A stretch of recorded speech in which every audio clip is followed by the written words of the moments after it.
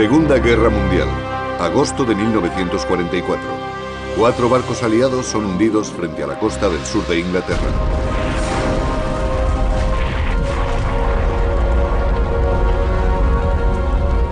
Los supervivientes no tenían idea de lo que les había ocurrido. La primera señal de que algo iba mal fue la explosión. Medio siglo más tarde, no lejos de allí, se encontraría un submarino de la Segunda Guerra Mundial. Su diseño y construcción tenían unas características muy diferentes de las conocidas hasta el momento. Fue algo completamente inesperado, algo que ocurre una vez en la vida. Usando unas técnicas de investigación revolucionarias, un equipo de detectives subacuáticos descubre una historia de heroísmo e innovación que revela una tecnología secreta.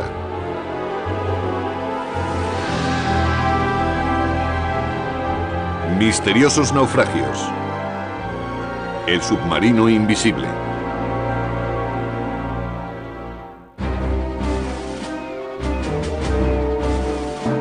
En el Canal de la Mancha, a 30 millas al suroeste de la isla de Wright, reposa a 55 metros bajo la superficie un objeto inesperado, un submarino. Aunque aquellas aguas han visto 2 guerras mundiales. Una expedición de submarinistas técnicos, historiadores navales y peritos subacuáticos se dispone a investigar el misterioso naufragio.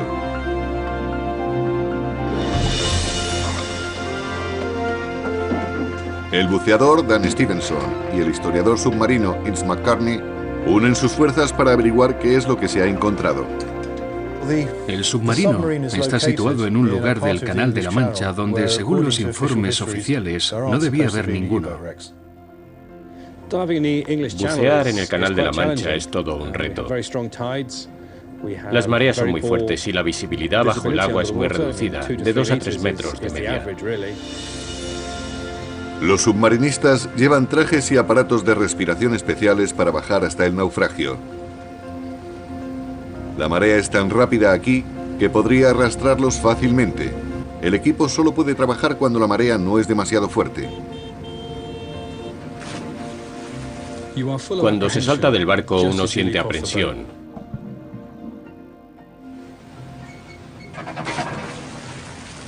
Y mientras bajamos siguiendo el cable, todo se vuelve más oscuro y opaco. Siempre nos preguntamos a qué nos estamos enfrentando realmente.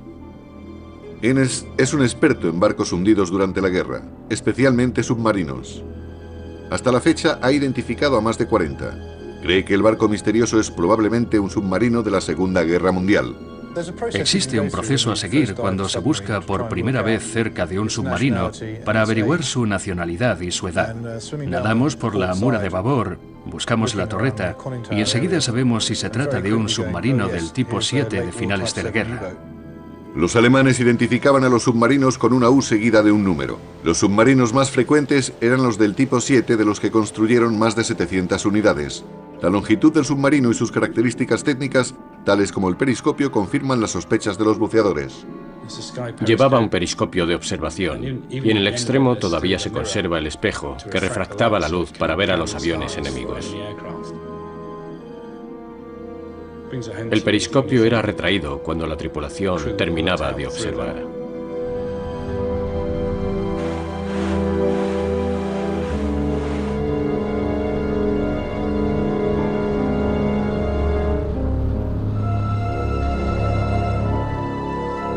Pero este submarino del tipo 7 se sale fuera de lo normal. Una capa especial cubre toda su superficie. A primera vista parece lisa. El material está firmemente adherido al casco de acero, aunque en algunos lugares se han desprendido algunas láminas.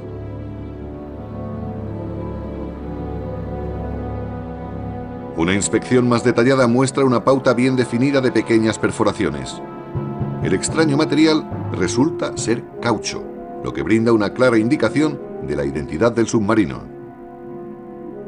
Me ha sorprendido el recubrimiento de caucho. No lo esperaba. Eso identifica claramente al U-480, ya que fue el único que entró en el Canal de la Mancha con esa clase de recubrimiento y no regresó. Durante los 3 meses siguientes al día D, El U-480 fue el responsable de casi la cuarta parte de los hundimientos en el Canal de la Mancha.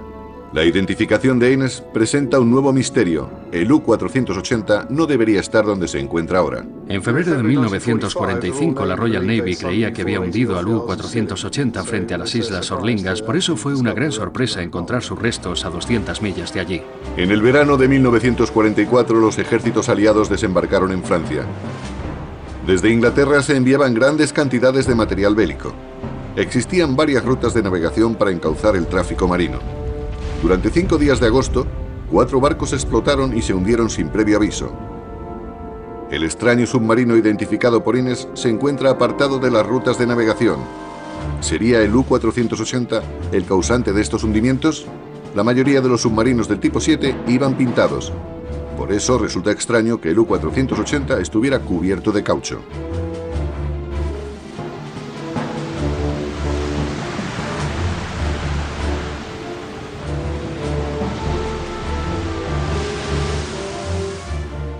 Durante los primeros años de la guerra, los submarinos mantuvieron a Gran Bretaña al borde del colapso. A medidas inmediatas. La medida más efectiva que desarrolló la Marina aliada se conoció en un principio con el nombre de ASDIC y posteriormente con el de sonar. El aparato enviaba un pulso de sonido simple y esperaba el eco producido por el rebote contra el espeso casco de acero de los submarinos. El sonar permitía localizar a los submarinos para lanzarles las cargas de profundidad con mucha más precisión.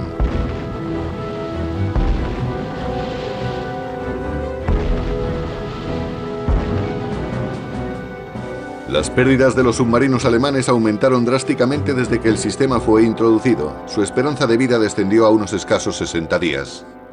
En 1944 la balanza se inclinaba claramente en contra de los submarinos alemanes. El poder de las fuerzas aliadas era abrumador. Los submarinos pasaron de cazadores a cazados. A su vez, los alemanes se vieron forzados también a desarrollar contramedidas. ¿Cómo podrían introducirlas rápidamente en los submarinos? Los submarinos eran particularmente vulnerables a la aviación. Para escapar de los ataques aéreos empezaron a utilizar los snorkel para pasar desapercibidos bajo el agua. Con los nuevos desarrollos pretendían recuperar la supremacía en el mortal juego del ratón y el gato contra los aliados. En octubre de 1943, un joven capitán, Hans-Joachim Förster, fue enviado a una misión al mando de un submarino muy especial, el U-480. Este submarino incorporaba varias innovaciones revolucionarias. A sus 23 años, Förster había conseguido una gran reputación en la Kriegsmarine por ser un capitán excepcional y muy decidido. En sus manos, el U-480 era un arma mortífera. Pero ¿cómo era Förster personalmente? Sorprendentemente, uno de sus antiguos marineros todavía sigue con vida, su timonel y buen amigo Urs Ressner, que recuerda muy bien a Förster.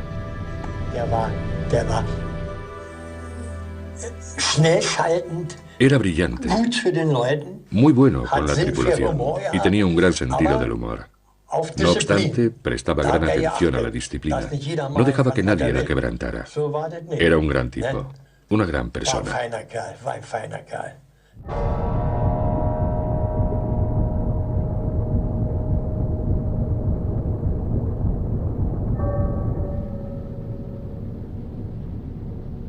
Förster hacía que sus 47 hombres formaran un equipo bien coordinado. Realizaron muchas prácticas en el Báltico. En agosto de 1944 partieron para una misión, estar al acecho en el fondo del Canal de la Mancha para atacar barcos enemigos.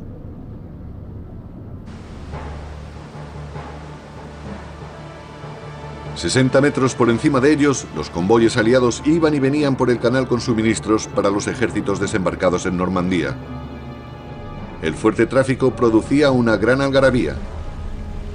Los submarinistas esperaban oír un blanco aislado, más fácil de identificar y con poca protección. Los barcos aliados estaban siempre vigilantes. Oteaban el horizonte en busca de los submarinos y empleaban a fondo su sensible sonar.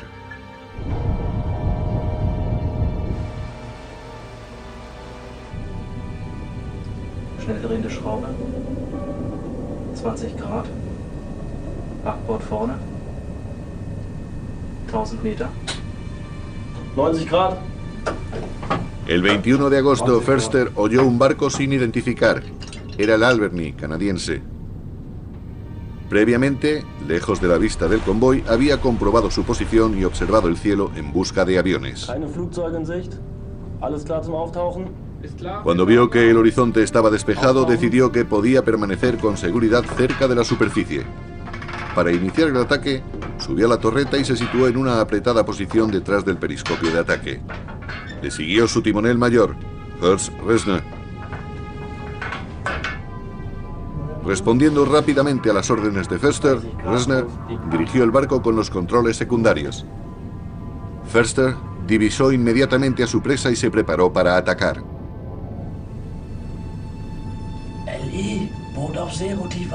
Pasar las órdenes en voz baja disminuía el riesgo de que los sensibles hidrófonos de los barcos enemigos pudieran detectarlos. La tripulación del submarino ocupó sus puestos para equilibrar el submarino justo por debajo de la superficie, a la vez que dirigía el barco y los tubos lanzatorpedos contra la corbeta canadiense Alberni, preparándose para disparar.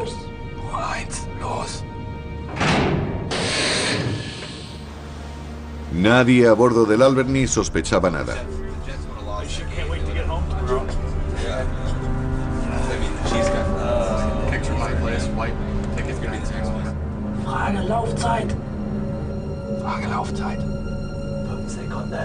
La tripulación del submarino contaba los segundos para el impacto.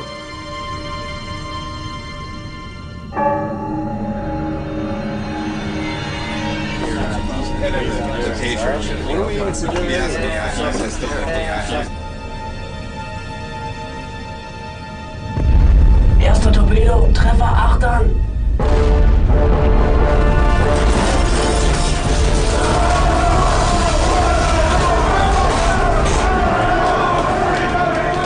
Poco antes del mediodía del 21 de agosto de 1944, el barco canadiense Alberni explotó súbitamente.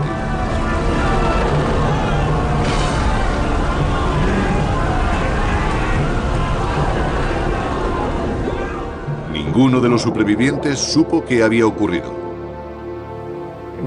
Era casi mi hora del almuerzo. Y el cocinero me llamó al comedor. Estaban sirviendo ron al oficial de guardia y al timonel. Estaban junto a mí al final de la mesa. Me dieron mi grog, me senté y tomé un trago. Después se produjo la explosión.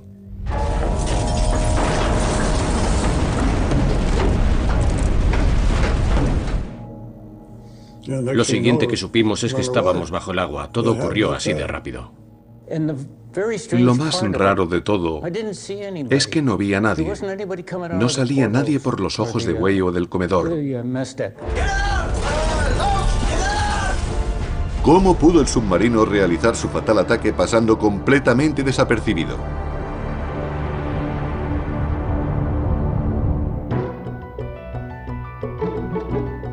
La expedición que va a visitar a un misterioso submarino empieza a desvelar el dramático hundimiento de la corbeta canadiense Alberni en 1944.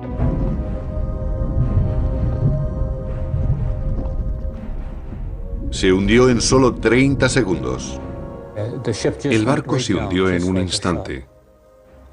Inmediatamente nos pusimos los chalecos salvavidas. La proa estaba mirando hacia el cielo y la popa estaba por debajo del agua. Cuando salía a la superficie, esa era su posición. Pero el barco empezaba a hundirse hacia el fondo. No quedaba nada cuando salí yo. Nada. Se había hundido del todo. Perecieron 59 de los 90 hombres que iban a bordo, y su muerte se produjo sin ningún aviso previo. Nadie había visto nada. No se vio nada en el radar o en el sonar.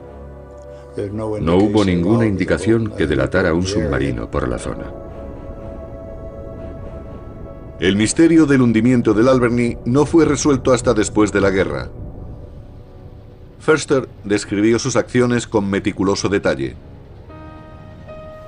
Lo mismo hizo el capitán de corbeta del Alberni, que sobrevivió al hundimiento y dio cuenta de su pérdida al almirantazgo. Tengo el honor de informar de que el 21 de agosto de 1944 a las 11:46 se produjo una explosión bajo el agua aproximadamente a la altura de la sala de máquinas que hizo que el Alberni se hundiera. En el mismo día, Förster escribió en su diario de a bordo: Después de 1 minuto y 19 segundos, el torpedo dio en el blanco y explotó.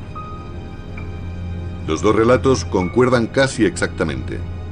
Förster sacó inmediatamente al U-480 de la zona de peligro.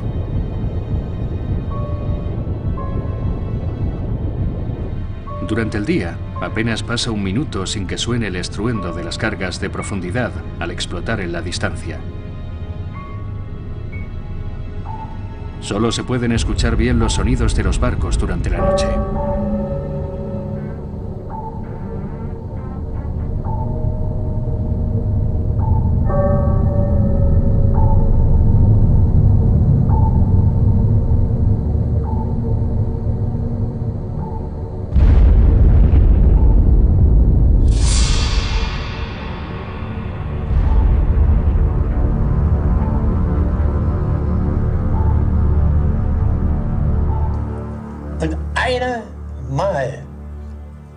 Solo una carga de profundidad explotó cerca. Y eso fue todo. Navegamos a marcha lenta y conseguimos escapar.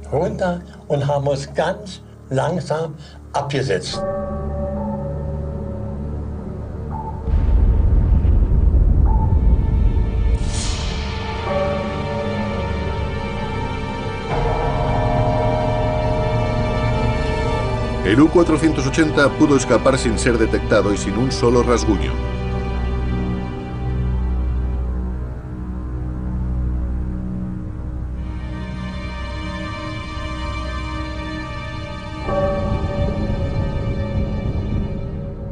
Para Förster, los barcos solitarios eran una presa fácil. En 5 días hundió a los barcos de guerra HMCS Alberni y HMS Loyalty y a los mercantes Orminster y Fort Yale. En total, 14.000 toneladas en menos de una semana.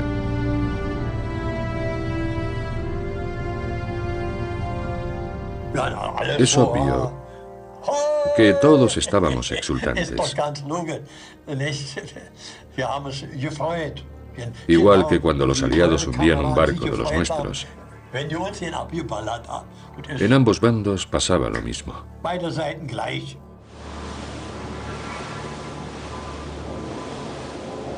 El barco expedicionario sigue la ruta que tomó el U-480 cuando zarpó rumbo al Canal de la Mancha en agosto de 1944.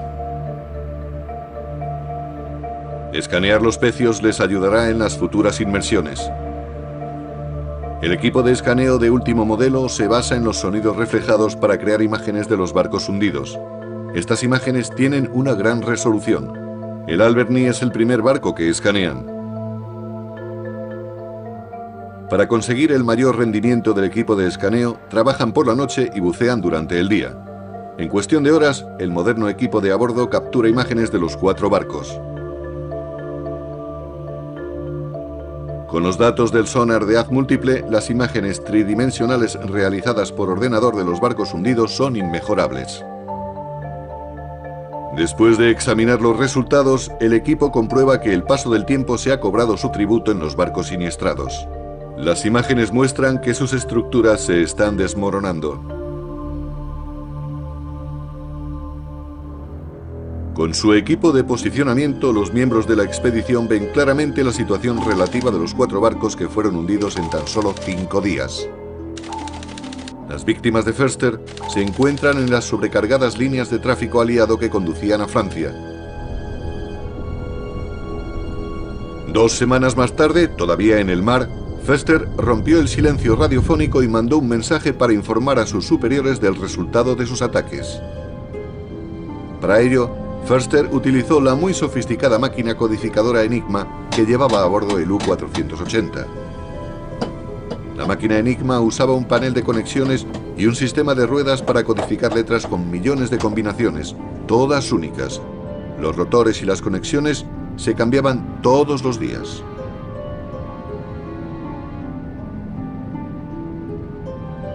En el cuartel general de los submarinos, otra máquina Enigma con el rotor y la combinación de conexiones adecuadas descodificaba el mensaje.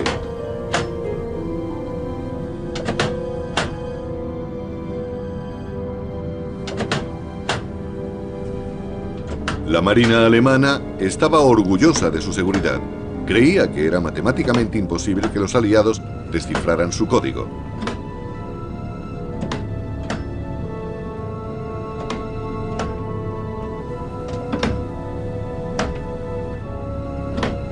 Förster pasaba el mensaje codificado al operador de Morse para que lo retransmitiera. En su informe, el capitán del U-480 señalaba que las nuevas armas se habían portado satisfactoriamente. Añadía que otro desarrollo secreto había funcionado correctamente también. La razón principal por la que nuestro barco pasaba desapercibido se debía a la protección acústica del Alberich.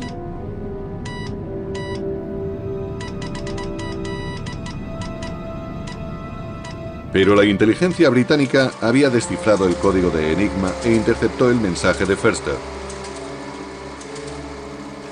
Los criptógrafos aliados detectaron una mención a algo desconocido, Alberich. ¿Sería Alberich el desarrollo secreto que permitía a Förster operar en una zona repleta de buques de guerra aliados? Fue enviado a la zona más peligrosa del momento, la zona central del canal, frente a las playas de desembarco de los aliados. Era el lugar adecuado para el capitán más inteligente y con más experiencia. No solo fue capaz de mantenerse en el puesto asignado, sino que cosechó una serie impresionante de éxitos. La serie de ataques de Förster fue realizada en agosto de 1944 en una ruta de convoyes que se dirigían hacia Francia. Después de haber descifrado algunos de los secretos del U-480, el equipo de buceadores se dirige hacia el sur de la costa inglesa. Quieren averiguar cómo pudo atacar el U-480 a sus presas con tanta efectividad. El Canal de la Mancha parece tener tanto tráfico como en 1944. No es el lugar más tranquilo para iniciar las inmersiones. Nos encontramos en medio del Canal de la Mancha. Hay 4 víctimas del U-480 a las que queremos echar un vistazo y escanearlas. Desgraciadamente, los 4 barcos se encuentran justo en las rutas de navegación. Hay una ruta norte, en la que los barcos van hacia el oeste, y una ruta sur por la que van hacia el este. El Loyalty y el Orminster fueron hundidos en la ruta sur. Esos identificadores verdes muestran que los barcos hacen cola para entrar en la zona de separación de Dover. Como buceador, eso me preocupa mucho. Hay barcos muy grandes navegando de 20 a 30 nudos. Aparecen por el horizonte y desaparecen inmediatamente. El historiador de la expedición, Innes McCartney, fue el primero en identificar la corbeta canadiense Albany hace una década. Ahora los buceadores de la expedición examinarán las consecuencias físicas del ataque del U-480 para resolver el primer misterio: ¿por qué se hundió el Albany tan rápidamente? Llegar hasta el Albany es peligroso. A pesar de su gran experiencia, Dan Stevenson no se siente cómodo bajando 72 metros en unas aguas tan expuestas como las del canal. Se siente una sensación extraña al pasar de la luz a la oscuridad del vacío. Cuando descendemos vamos detrás de un compañero y nos sentimos mucho mejor cuando enciende su lámpara. Cuando vemos los restos nos sentimos aliviados. Resulta muy fácil no encontrarlos, acabar en el fondo y todo para nada. Aquí están las cargas de profundidad. Ahora son inofensivas, pero en tiempos fueron mortíferas. Se ven objetos de la tripulación como los chalecos salvavidas y otras cosas. Verlos entre los restos del naufragio resulta estremecedor. Manadas de peces habitan ahora en el barco. Todo es maravilloso, incluso el cañón. Debe estar en la misma posición que tenía cuando se hundió. Conforme vamos nadando vemos cada vez mejor los efectos de la explosión. Hay un trozo grande del casco que falta por completo. La magnitud del daño explica por qué el Alberni se hundió tan deprisa. Los mensajes interceptados a Foerster confirman que los desarrollos secretos que llevaba el U-480 fueron un arma muy efectiva. El U-480 iba equipado con un nuevo torpedo acústico que se dirigía hacia el ruido que genera un barco al navegar a alta velocidad. Dan Stevenson se acerca a la popa del barco y comprueba el daño que cabía esperar de un torpedo acústico guiado por el ruido que producía la hélice. Conforme nos acercamos a la hélice y al eje, comprobamos que está claramente partido en dos. Obviamente, allí alcanzó el torpedo al barco, justo donde el eje de la hélice entra en el casco, donde están los cojinetes. Allí es donde más ruido se genera. Los torpedos del U-480 asestaron un golpe mortal, pero ¿cómo pudo acercarse tanto el submarino sin ser detectado?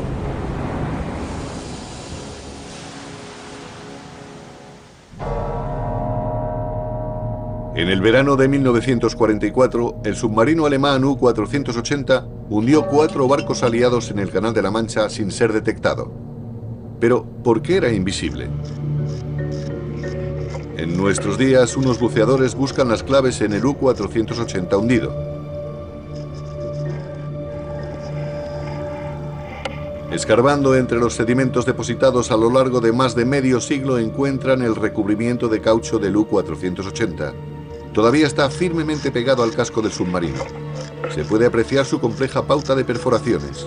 Foerster era un capitán con experiencia, pero ¿fue la capa de caucho el secreto de su éxito? Los documentos indican que Foerster y su tripulación se sentían invisibles. Después de hundir el mercante SS Orminster, su cuarta víctima, Foerster desató un avispero de cazasubmarinos contra él, pero ninguno pudo localizarlo.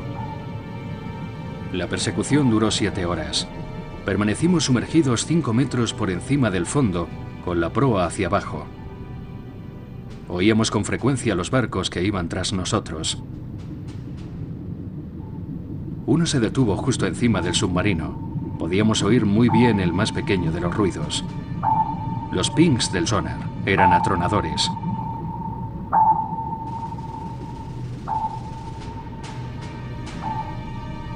Estoy convencido de que el enemigo no podía detectarnos con su sonar.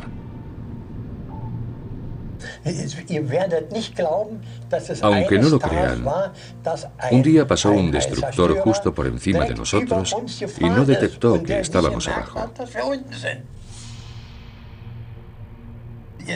Anotamos todas las cargas de profundidad que nos lanzaron y fueron 92 explosiones. Solo una de ellas pasó cerca del submarino.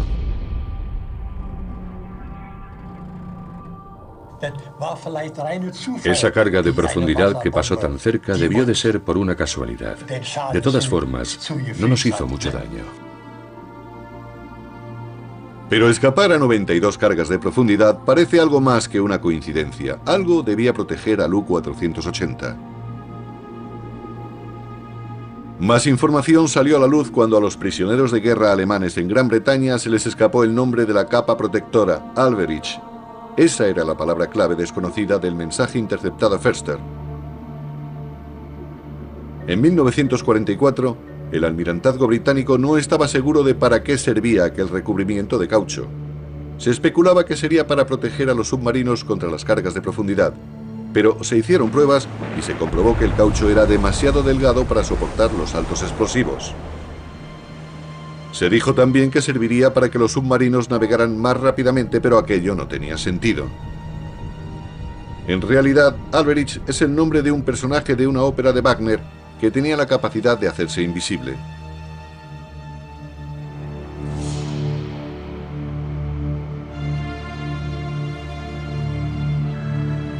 El almirantazgo acabó dándose cuenta de que Alberich tenía como misión absorber los ruidos producidos por el sonar para hacer invisibles a los submarinos.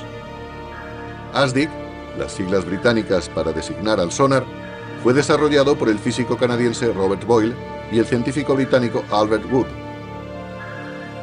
Un altavoz envía un pulso de sonido o ping por debajo del barco para que rebote contra objetos submarinos. Los alemanes descubrieron un método para impedir el eco del casco metálico, el caucho.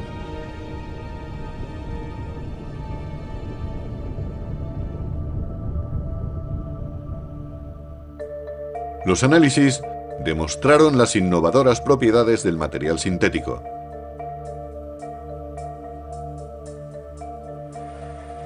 El material se componía de dos láminas, una lisa y la otra perforada. Las perforaciones tenían unas dimensiones que permitían absorber las frecuencias producidas por el sonar.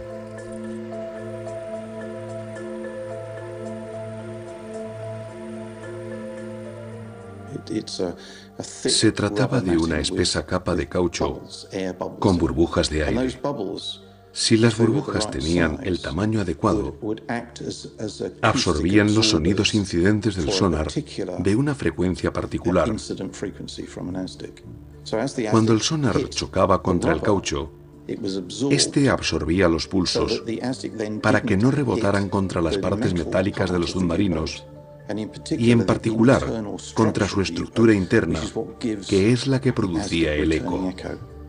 Resulta difícil cubrir un gran casco de acero con una capa de caucho, pero los alemanes encontraron una forma de hacerlo. Aplicar la capa de Alberich sobre el casco del barco era un proceso muy sofisticado y complejo. En primer lugar, había que limpiar toda la superficie exterior del barco. Esto se hacía pulverizando el casco con pequeñas bolas de hierro. Después, se pintaba el casco y en el tercer paso, se pegaba el recubrimiento con un pegamento especial llamado cloropreno. Este paso era muy difícil porque debía hacerse muy lentamente. Si no, la capa se despegaba muy fácilmente. Cualquier defecto durante el proceso de adhesión provocaba el fallo total del sistema y había que pegar la capa de nuevo. El timonel del U-480, Horst Resner, sabía de primera mano lo fácil que resultaba dañar la preciosa capa. Las corrientes del canal nos arrastraban lentamente hacia el fondo.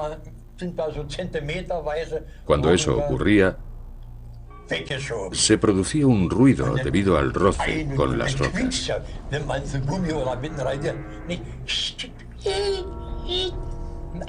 Nos preocupaba mucho que los barcos aliados oyeran aquel ruido.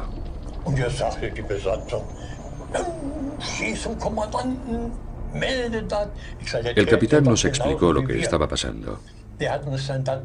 Y cuando llegamos a la base de Trondheim, vimos que en el fondo del barco se habían desprendido grandes trozos de recubrimiento.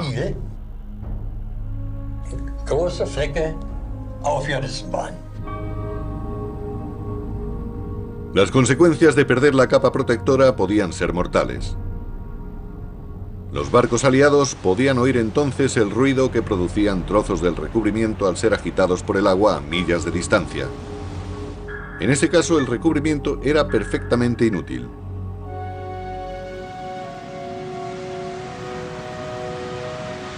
Pero a Förster le sonrió la suerte y el U-480 pudo llegar a Noruega de una sola pieza. A las 8 de la mañana del día 4 de octubre de 1944, Förster y su tripulación llegaron con seguridad a la base de submarinos de Trondheim. Estaba eufórico. El 19 de octubre los británicos interceptaron otra transmisión en la que se rendían honores a Förster y a sus triunfos. A principios de la guerra, para que los capitanes de los submarinos recibieran la Cruz de Caballero de la Cruz de Hierro junto con un gran recibimiento, tenían que haber hundido más de 100.000 toneladas. Pero cuando la guerra comenzó a volverse contra los alemanes, muchos capitanes recibieron la misma condecoración solo por hundir una fracción de ese tonelaje. Förster no fue una excepción. Horst Resner recuerda el estado de euforia y alivio de la tripulación cuando regresaban a puerto. El mejor momento era cuando regresábamos de una misión. Se colgaban gallardetes y los mercantes agitaban las banderas para recibirnos. En los muelles nos esperaba una banda de música y los periodistas gráficos. Un fotógrafo me dijo una vez: ¿puedo sacarte una foto? Yo le dije que muy bien, pero que me tenía que dar una copia. Todavía lo conservo. Llevo una de las mayores barbas que he visto en mi vida. Era el mejor momento del servicio en los submarinos. Volver a casa.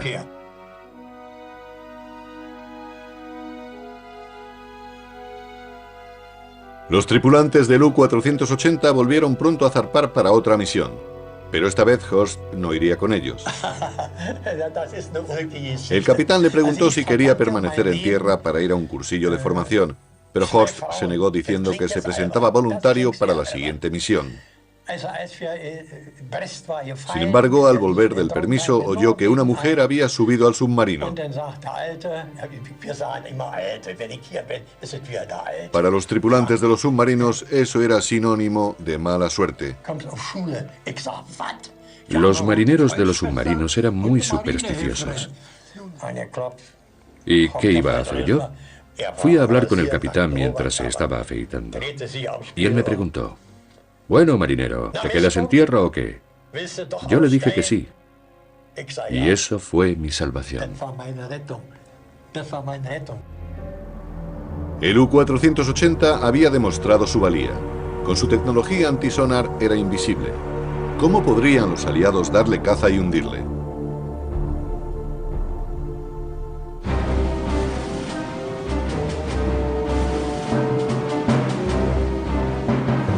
En agosto de 1944, el capitán de submarinos Förster hundió 4 barcos aliados en el Canal de la Mancha.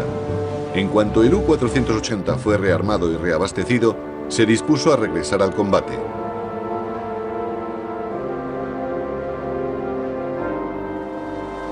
En enero de 1945, Förster y su tripulación zarparon de Trondheim, Noruega, para ocupar una posición en la costa oeste de Irlanda.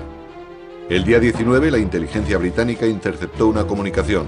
Los jefes de Förster le ordenaron que regresara al Canal de la Mancha. Grandes transportes de tropas procedentes de América son esperados en Cherburgo.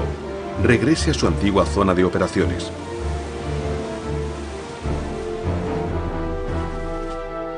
El U-480 regresó a su antiguo puesto siguiendo una ruta que le llevaría a pasar por las Islas Sotlingas. Aproximadamente en el mismo momento, los barcos aliados hundieron otro submarino que estaba operando en esa zona. Sus restos convencieron a los aliados que habían hundido al famoso U-480. Un objeto que subió a la superficie después del ataque era un trozo de caucho blanco. Y yo creo que eso fue lo que hizo el almirantazgo creyera que el submarino destruido era el U-480, porque sabían que estaba cubierto de caucho. Durante 50 años se creyó que el hundimiento del U-480 se produjo cerca de las Islas Sotlingas. Pero el U-480 navegó sin ser detectado ni molestado hasta su antiguo coto de caza. El recubrimiento de caucho seguía haciéndolo invisible. Pero la tecnología antisonar no sería suficiente para salvar al submarino. Los aliados disponían de una nueva arma. Durante las operaciones bélicas, los submarinos mantenían silencio radiofónico, ya que en 1945 era demasiado peligroso salir a la superficie para transmitir mensajes.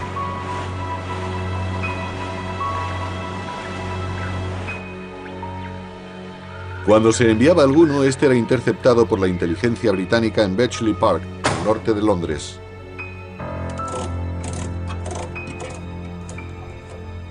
El trabajo que se realizaba en este departamento era tan avanzado que fue mantenido en secreto durante más de 30 años después de acabar la guerra.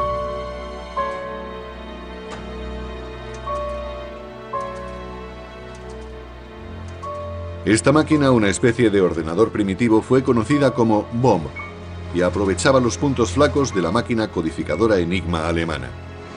Bomb podía descifrar los mensajes de Förster en menos de 24 horas.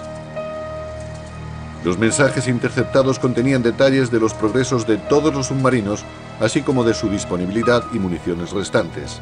Los capitanes de los submarinos comunicaban además el éxito o el fracaso de sus misiones. Hasta hoy en día se han conservado 50 de los mensajes emitidos y recibidos por el U-480 desde 1943 hasta su misión final, cuando zarpó de Trondheim en 1945. Los mensajes eran pocos y muy espaciados entre sí, porque para enviarlos o recibirlos el U-480 debía subir a la superficie, donde era vulnerable a los barcos y aviones enemigos. Por eso mantenía el silencio radiofónico durante la mayor parte de la misión. Entonces, ¿qué fue lo que le condujo a su trágico final? Resultaba extraordinariamente difícil navegar con la restringida visión que ofrecía el periscopio. Sin embargo, Förster tenía un plan muy sencillo. Si el submarino se situaba cerca de una boya de navegación, por donde pasaban los convoyes aliados, y se mantenía sin moverse en el fondo durante un corto periodo de espera, algún convoy acabaría pasando muy cerca. Entonces, lo oiría, subiría hasta la posición de disparo, lanzaría sus torpedos y se volvería de nuevo al fondo. Pero el regreso de Förster al escenario de sus antiguos triunfos acabaría llevándole a su perdición. ¿Qué sería más natural para un joven capitán de submarinos que ha tenido éxito en un cierto teatro de operaciones que volver al lugar que mejor conocía? Por eso regresó a las viejas rutas de los convoyes que había patrullado con tanto éxito unos meses antes. Pero esta vez la situación había cambiado. Los detalles de esos cambios han permanecido ocultos durante más de 60 años. Solo ahora, los archivos más secretos de aquella época pueden revelarnos lo ocurrido. En la Royal Naval Historical Branch, Ince McCartney y el historiador naval Malcolm Llewellyn Jones encuentran un indicio decisivo en documentos recientemente hechos públicos. Una trampa tendida exactamente en el lugar donde reposan hoy día los restos del U-480. El nombre en clave de la operación era Brazier, un campo de minas secreto contra los submarinos alemanes que fue sembrado en enero de 1945.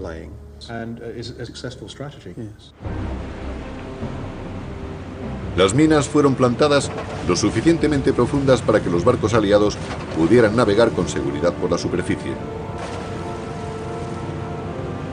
En los campos había una mezcla de diferentes tipos de minas. Algunas explotaban al hacer contacto, otras cuando un submarino se acercaba. Los aliados establecieron nuevas rutas para los convoyes que iban a Portsmouth y sembraron un campo de minas en la vieja ruta, pero dejaron las boyas de navegación en su antiguo sitio. Förster no podía hacer otra cosa más que seguir aquellas boyas.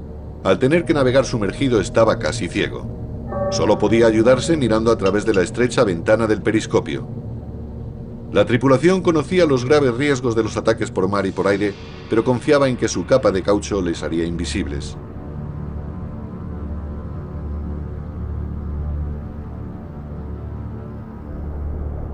No sospechaban que un campo minado les estaba aguardando en las profundidades.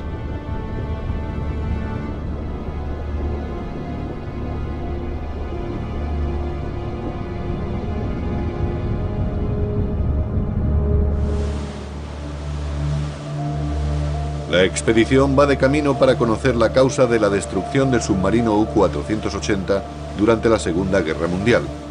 Ahora se está acercando al lugar donde se encontraba el campo de minas secreto que creen que fue el responsable del hundimiento. Empezando por aquí, se ve que la popa está destruida. Un escaneo detallado les convence de que el submarino fue alcanzado por la popa. Sin embargo, la confirmación la conseguirán después de visitar los restos.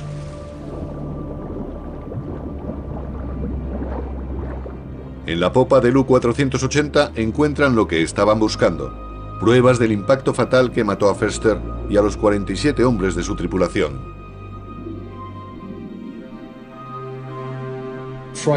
Ver el casco de presión por la mura de estribor y la popa hace que uno se estremezca. Parece una lata de Coca-Cola pinchada por un lápiz. Hay un gran boquete. La presión debió escapar y desgarrar el casco por allí. Toneladas de agua por segundo entraron en el submarino. Todo acabaría en un momento.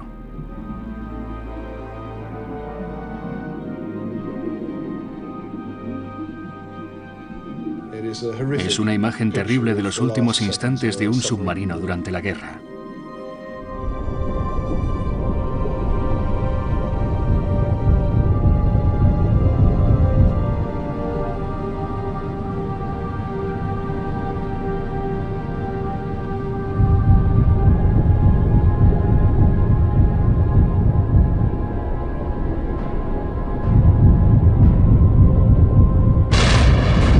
Los 170 kilos de explosivos se abrieron paso a través del acero reforzado del casco de presión.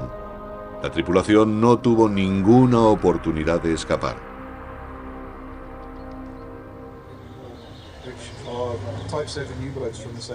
En el monumento a la Marina alemana que se halla cerca de Kiel, Inz se encuentra con Ernst Resner. Comparte con él sus documentos y los resultados de la expedición. Bajamos y buceamos cerca del submarino. Ernst conoce por primera vez la suerte que corrieron sus camaradas hace 60 años y el lugar donde reposan sus restos. Las autoridades británicas me explicaron que fue hundido en este lugar por un campo de minas. Este es un panel del Alberich que estaba en el fondo, al lado del submarino. Se nota claramente que es de ese material. Se ven muy bien las perforaciones. Este es uno de los tubos lanzatorpedos de popa. Se ve el agujero producido por la explosión que hundió la popa hacia el interior. Así fue como entró el agua en el submarino. Estas dos fotos son del snorkel.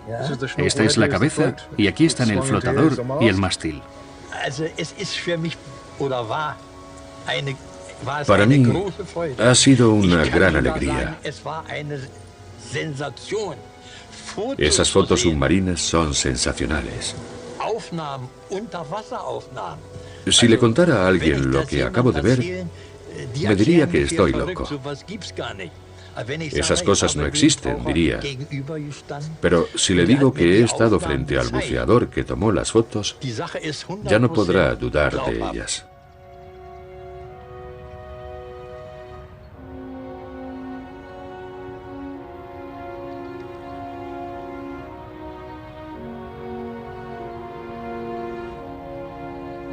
El monumento a los submarinistas en Melternord, también cerca de Kiel, recuerda a los 30.000 hombres que perdieron la vida en los submarinos durante la Segunda Guerra Mundial. Los camaradas de Ernst Resner del U-480 se encuentran entre ellos.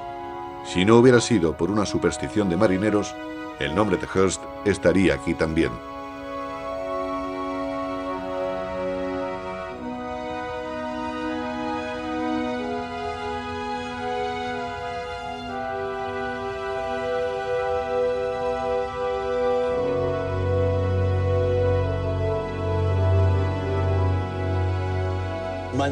Cuando oigo sus nombres, los veo justo frente a mí.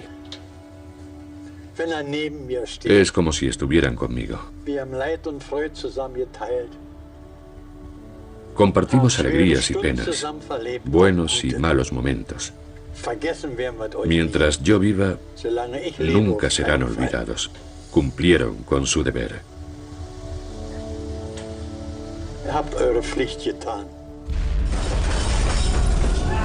Los sucesos de 1944 dejaron una huella que aún perdura. A veces tengo sueños que parecen muy reales, aunque han ido remitiendo. Me hicieron sufrir mucho, pero ahora estoy bien, o eso creo.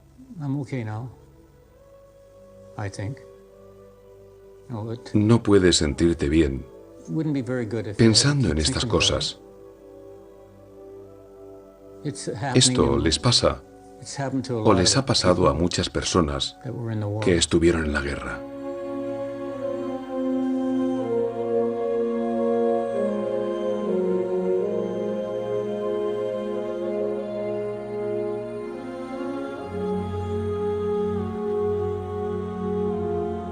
...60 años después de que el U-480 se hundiera en el Canal de la Mancha, buceadores e historiadores han resuelto el misterio que rodeó a un arma secreta alemana que hundió 4 barcos aliados después del día D en 1944. El diseño y la construcción de aquel buque fantasma ya no es ninguna incógnita. El submarino fue destruido cuando cayó en una trampa mortal en la fiera lucha que se desarrolló bajo las olas.